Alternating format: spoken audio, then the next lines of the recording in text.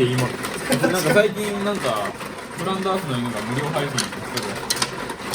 言って無料配信一発目の配信の話数が1話と最終話いやいやまあまあある程度わかるよ。最初と最後見りゃ感動的に泣けるすらあるある雑すぎんそんでいいの。視聴者が求めとるとこ分かってる。まあ確かに間別にいらんっつって